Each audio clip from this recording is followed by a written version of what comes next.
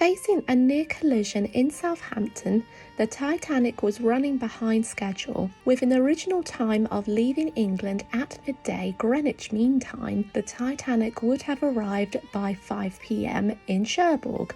However, it took her an additional hour and a half to arrive, and it wouldn't be long before the ship would arrive at the Grande Raid.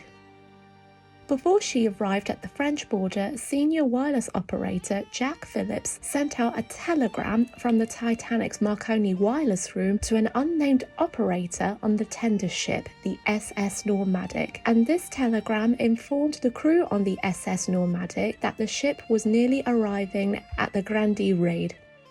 At 6:35 p.m, a group of passengers and crew members began to see Titanic's funnels and flags turning into the Grande Raid.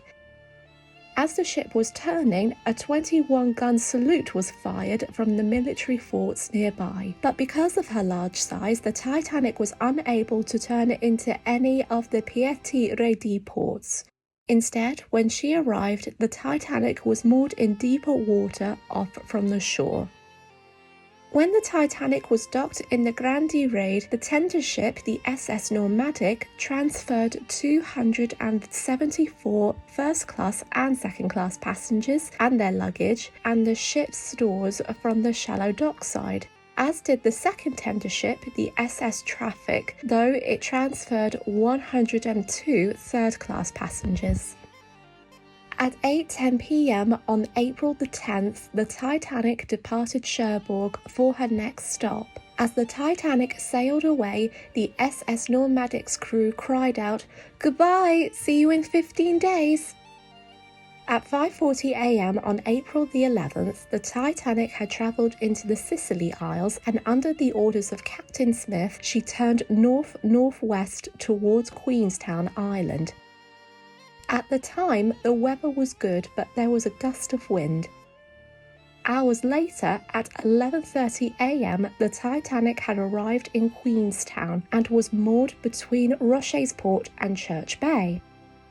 When the Titanic dropped her anchor, she wouldn't have been able to enter the wharf as the docking facilities were unsuitable for a large ship, and just like in Cherbourg, the Titanic's passengers had to board the ship between Queenstown Harbour and the liner. They were taken to the ship by two paddle steamers, the PS America and the PS Island. In total, 123 people would board the ship, including 113 third-class passengers. Passengers and crew would disembark the Titanic too, including photographer Father Francis Brown and fireman John Coffey, who boarded the ship on a one-way passage back to his home from Southampton. When we say one-way, let's just say he deserted the ship. Very cheeky indeed. At 1:30 p.m, the PS America and the PS Island returned to the docks when a set of whistles were exchanged between the Titanic and the paddle steamer ships.